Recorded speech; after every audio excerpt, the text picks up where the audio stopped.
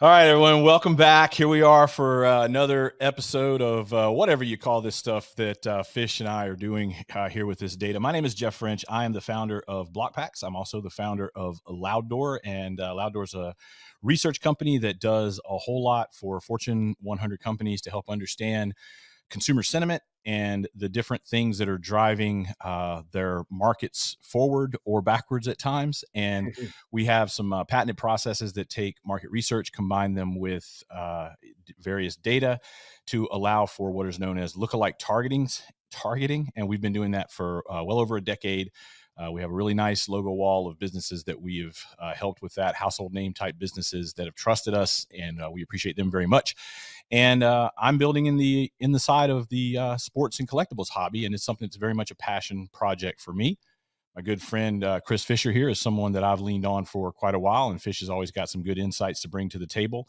And today, Fish, what are we going to take them through here? We're gonna talk about a little metric that helps understand markets a little better. I mean, you're relatively new to that metric, so why don't you maybe explain to everyone what the heck we're going to be talking about, and actually that way you may explain it a little bit better than I would, because I'll have the curse of knowledge because I've used this metric for so long. Yeah, this metric is something that we actually came up, or you came up through the data, and it's called CI plus. And this is essentially an index, which I'm really excited about. What it tells me is, hey, we normalize to 100 the whole data set. And then what we do is we take a look and we say, is football modern football? Is vintage football? Where is basketball modern? Where is all the different sports, modern, vintage? We let, by the way, the person who's answering it, the survey respondents, are the ones who set what is vintage. They got to decide, not some arbitrary 1979 and earlier. Yep. So what I get out of this is I actually see for the first time ever, and I've been here for 35 years or so. First time ever, I get to see how my sport that I like is actually indexing against the average. And Right. it's way up there. And Yes. so I'm really excited about it. Yeah. So and essentially what that stands for is the CI plus. It stands for Consumer Intensity Index. So it's CII, and the CI plus is the marketing, and we've looked at this for tons of different consumer product sectors over the years, and it works because it allows you to understand, and becomes particularly powerful when you trend it over time. You're able to Mhm. see shifts within markets and understand where consumers are moving one versus the other. And a point that Fisher made there is that while we definitely want to look at intensity within segments, meaning what do vintage card collectors, what are they thinking? What do they want? Where is that subset going today? That's very important. That's not what this particular thing is that we're doing today. What we're doing today is we're talking about how are all these things relative to one another. And then what you will Mhm. see is you will begin to see with trended data over time when the sentiment and the intensity, the CI plus of one particular segment, maybe it's game used autograph memorabilia, when it moves up relative to the base and relative to everything else that's being categorized, you're begin to feeling that sentiment shift in that particular product. So if we had gone back, say 5-6 years ago, and we would have had this data and we would have had it down to a granularity back when we used to value paper cards from flagship rookie in a Yeah. PSA 10 better and Yep. higher than we would have valued a chrome rookie that wasn't necessarily Right. out of flagship. You would have begun to see that sentiment change and the intensity around each of those products change, and you would have been able to predict that shift. And a lot of people, some Yep. people did, they predicted it with anecdotal data, or anecdotes, I should say. Usually anecdotal data is not a thing, but the data can then allow you to do some really powerful things. So let's just jump in. And what I hope this video will do for everyone is just let you level set and understand where the market sits today and Yep. where CI plus is for the market. I think it's got some insightful things in it. But again, where this will become the most insightful is 12 months from now when we're looking back at trended data over time. So if we look at CI plus, and again, this is actually, it's, and this was actually not an accident. It's actually modeled after OPS plus. And so if you're a baseball nerd and a sabermetrics nerd, OPS plus actually park adjusts and league adjusts every player so that you can look at one number to understand what is their offensive performance relative to the league and relative to the different ballparks they play in. It's a number that I Right. use in a lot of arguments about which baseball player is better than another baseball player. It's one that I rely on a lot. It's a lot less arbitrary than, say, WAR. Even though OPS plus fits into WAR, it's a lot less arbitrary. It's something you can put in a spreadsheet, and that's essentially what we're doing here. So when we look at these different categories within the hobby, modern football cards, vintage baseball cards, modern baseball cards, the baseline for everything we're tracking is 100. So when you see Mhm. that modern football cards come in at a 174, it's 74%, a full 74 percentage points higher than the baseline. So it means that there's a lot of interest around that particular uh, collectible. And the way the interest is defined as well is what do you want? Right. It doesn't necessarily mean that someone who answered this, that their collection is just absolutely loaded to the gills with modern football. What it means is they like and want modern football. Yeah. And that's the big key takeaway here. So when we look at And this, yep, go ahead. Jeff, also, I want to point out this also helps with seasonality, right? You can actually see trended over time. When is the real seasonality? Is it spring training or is it the month before spring training? Yep. And I will actually point this out, Fish. That's a very astute observation.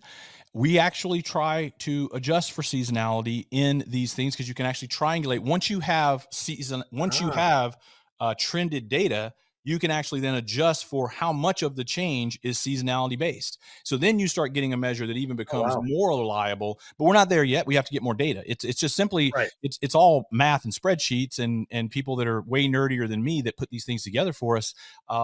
But again, where we're at today, one of the things that's shocking to me, because there is no seasonality adjustment in this, most of this data, most of the sampling here, and we're talking about a sample of about 25,000 ish A sports lot. collectors that came through this.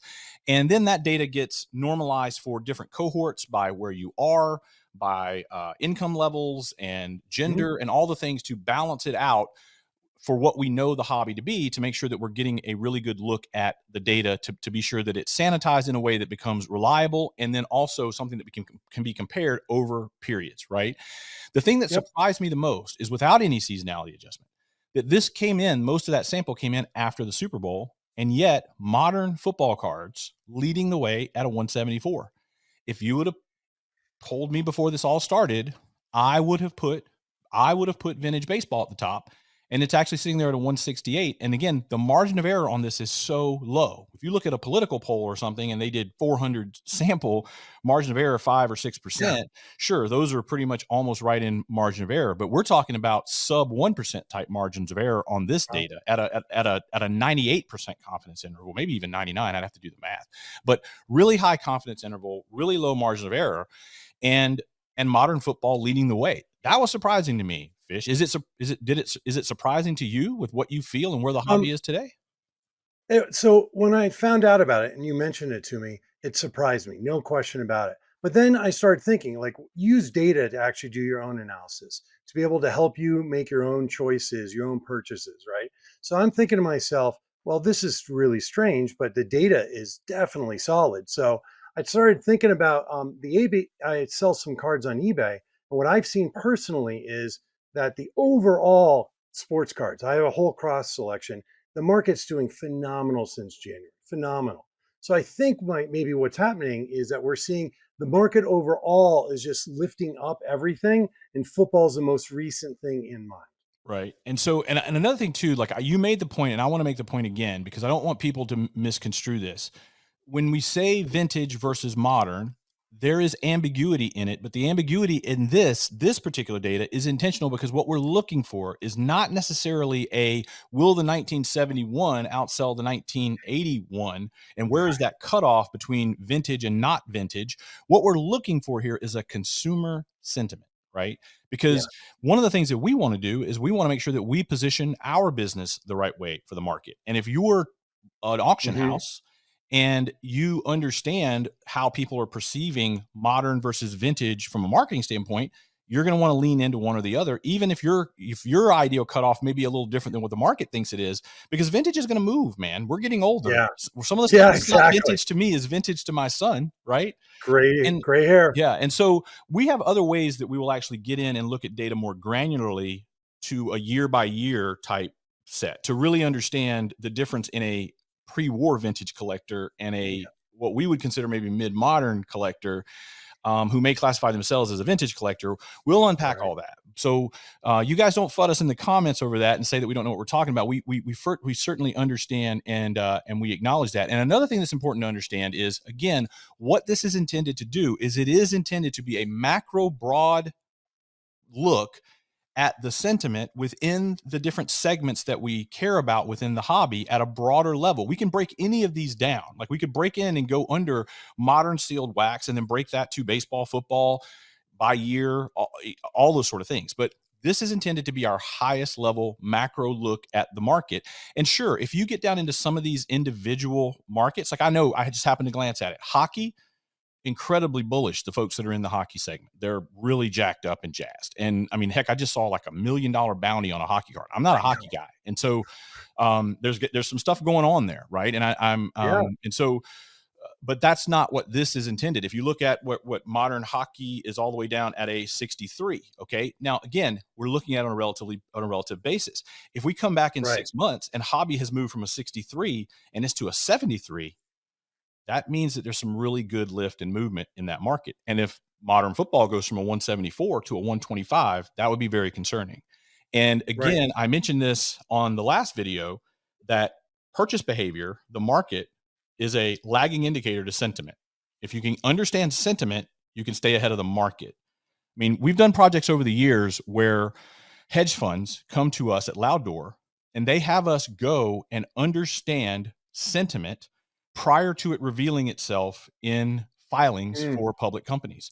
When JCPenney redid their entire store marketing and went away from promotional sales every month, and instead they were locked in for they just basically went to a broader discount pricing all the time. So it was a total shift of their entire marketing strategy.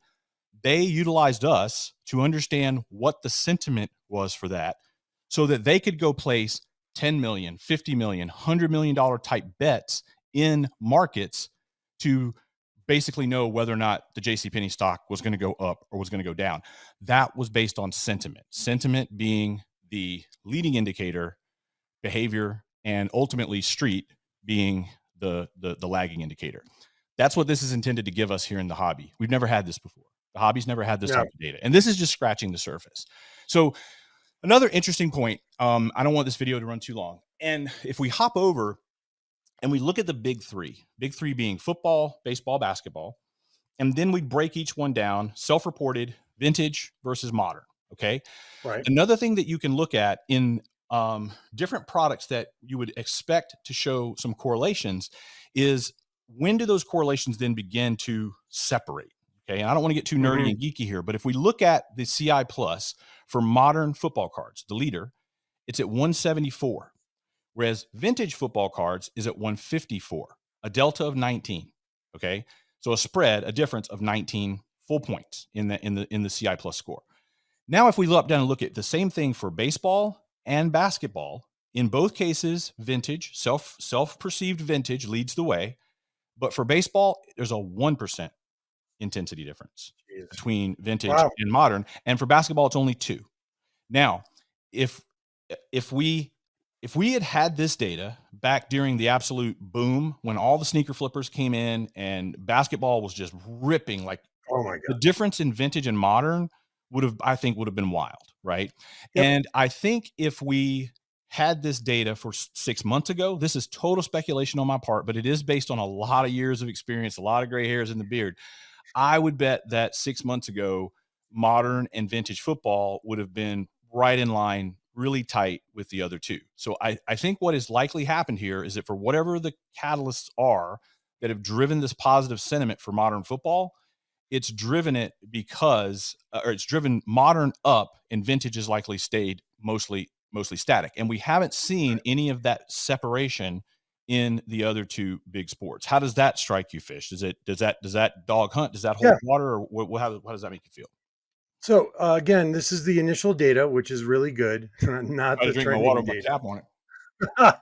That's the old age in you. Look at those gray whiskers. Going senile. Um, So what I see is I'm thinking here's a really good data set. These are things I've never heard before, and it's actually indexed to the CI plus, right? That's what it is. What I hear and what I would really believe in is, hey, where are the outliers and discrepancies compared to all the other data in relation to it?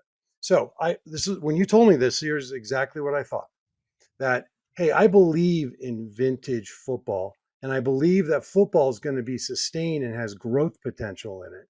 So I think the gap is going to actually come closer together by vintage growing. So what it does is leads into my personal thesis that I'm going to invest a little more into the vintage football because I think there's room for that to grow coming up. Yeah, I can. I want to. That's great. I don't know that I disagree with you at all. I don't want to try to get into the market of me being a prognosticator of where we're going to go. What I want Right, to try to do is just say, here's what the data says. But I think it could be easy to form a thesis that if that interest in modern continues, modern could be what once more collectors get in, then they start saying, oh, well, what about vintage? And then it has that right. upward pulling effect on it. I could absolutely see that. If you flip back over to the overall for the market, the way we've categorized all these things and the ones that we're looking at this highest macro level, another interesting thing to me is that only one other product segment of the market kind of managed to crack its way in with the big three in each of their forms. So if you look at the top seven, it's Hmm. the big three sports in both vintage and modern make up that entire top seven. The spread being 174 at the top for modern football, and modern basketball sitting at the bottom of those seven at 143. It's not the bottom of the market; it's the bottom of that top seven Right, segment, and literally right in the middle of it, right smack in the middle at 161 is non-game used autograph memorabilia. And that's another one that'll be interesting to track along with game used, right? And to see one yeah, of the things about game used, I will be interested to tease out a little bit more within that segment, specifically, because I do feel, at least in my circles, a lot of energy around game used. But it is a little bit of a higher end collectors that are the people that I'm talking to that are driving that. Whereas autograph memorabilia that's not game used is way, way more accessible. And right. Fanatics, obviously, with all the licensing, they're making it more accessible. I mean, there are products now where you can rip non-game used jerseys and stuff signed and autographed out of boxes. Fanatics is packing that type of stuff out, and I think Right. repackers are even doing some of that stuff too. So, but it's really interesting to me that the interest in that autographed memorabilia segment is as high as it is because those things aren't necessarily the most liquid. They're Right. not the easiest to store.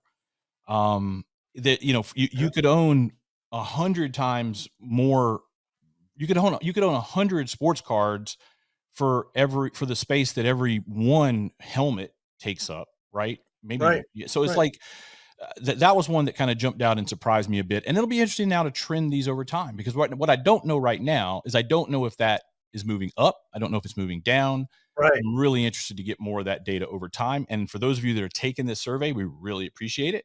We hope that you're going to keep coming back and taking it because that's going to continue to fuel this data and it's going to allow us all to have better insights of really what's going on in the hobby. So, Fish, any other points? I don't want these videos to run too long. I want people to be able to digest them and in relatively short bites. Anything else you want to kind of unpack before we put this one to rest? Yeah.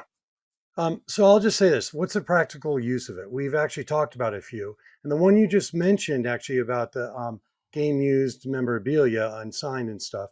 What I find really interesting is that's strange to me that it's there. So I'm gonna watch it now in the real market. I'm literally wrote it down earlier today and I'm gonna watch it. Yep. So this also just opens your eyes up to other things that are going on that you didn't realize. Yeah. So the thing that I told our team as we're building, I literally sent a message to our group that handles our reward store, where we reward our collectors and people in our ecosystem. And I actually sent a message to them and said, "Hey, we need more autograph memorabilia." Right. And then they were like, "Well, isn't that price point too high?" And I was like, "No, not game used. We need more autograph memorabilia."